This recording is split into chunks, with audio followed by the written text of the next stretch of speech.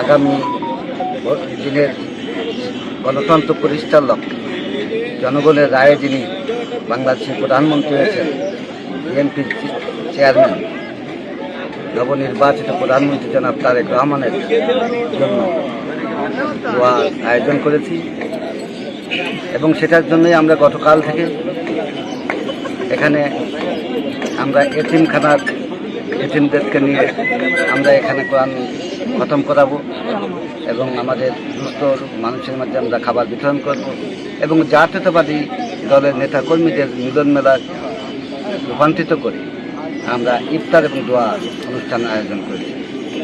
আমাদের চিকিৎসা দেওয়ার পর তারা মৌখিক অনুমতি আমাদেরকে দিয়েছে, প্রশাসন মৌখিক অনুমতি দিয়েছে।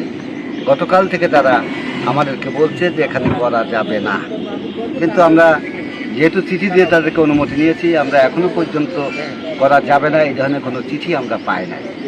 আমরা পুলিশ প্রশাসনকে দেখতেছি এদিকে ওদিকে ঘোরাফেরা করছেন। আমরা মৌখিকভাবে আপনাদের মাধ্যমে জানতে পারছি যে এখানে 144 জারি করা হবে বা হয়েছে। এখনো পর্যন্ত আমরা আইনগতভাবে সেটা পাই নাই। আমরা আমাদের কার্যক্রম চালিয়ে যাচ্ছি। আমাদের ইফতারের আয়োজনের যা যা প্রয়োজন সেগুলো আমাদের চলছে। আশা করি, আমি এখনো পর্যন্ত আশাবাদী যে জ্বরের পর আসলে রাত্রে আমাদের নেতা কর্মী মুসল্লি আমাদের কোরআন খতমের জন্য আমাদের মাদ্রাসা থেকে হাফেজরা আসবেন। আমাদের ইফতার মাহফিল সুন্দরভাবে শেষ হবে এবং এই ইফতার মাহফিল কালীগঞ্জ উপজেলা এবং পৌর বিএনপির উদ্যোগে। আপনারা জানেন কালীগঞ্জ উপজেলার কোনো কমিটি নাই, যুক্ত কমিটি। এখানে বেশ কয়েকটি ভাগে বিভক্ত হয়ে নেতৃত্বের প্রতিযোগিতায় কয়েকটি জায়গায় বিএনপির অফিস আছে।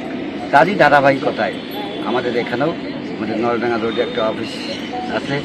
আমাদের একটি অফিস ছিল প্রতিষ্ঠা লগ্ন থেকে আলাল মাহবুবা রহমানের যে বাসা, সেই বাসার নিচে যে অফিসটা আমরা দীর্ঘদিন ধরে ব্যবহার করতাম, সেটাও একটি চক্রান্তকারী মহল, যারা চায় না যে বাংলাদেশ জাতীয়তাবাদী দল বা এই দেশ তারেক রহমানের নেতৃত্বে সুন্দরভাবে চলুক। যারা কোনো দলের ছিল না, যেহেতু এখানে প্রধানমন্ত্রী, আমাদের প্রধানমন্ত্রী